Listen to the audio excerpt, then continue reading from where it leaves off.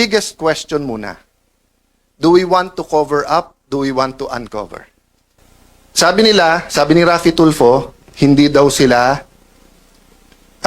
Malacanang. In other words, hindi sila tuta. Okay. But dun mo makikita yung graduated din experience. Bakit?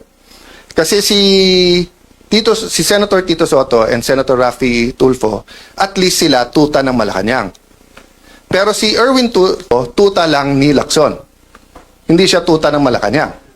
'Di ba? Kasi nga may hawak sa kanya si Senator Lacson na alam sa kanya.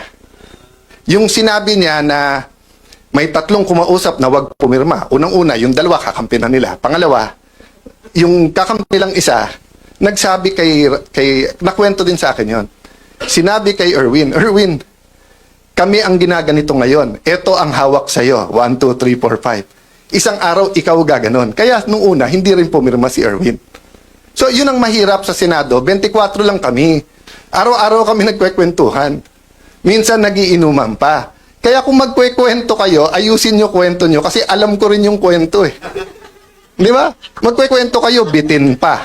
Oh, yung totoo. Oh, Erwin Tulfo, isa-isay natin hawak sa'yo. Gusto mo?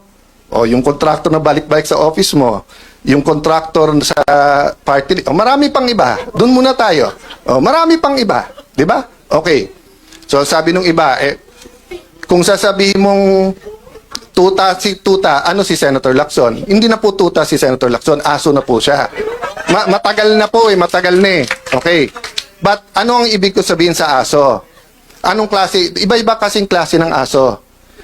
Yung kayo po, pagka may utos sa inyo, kayo ay nag-asikaso. Meaning you take care of it. Meron din pong aso-kaso. Ano yung aso-kaso? Tatahol yung aso, kakasuhan.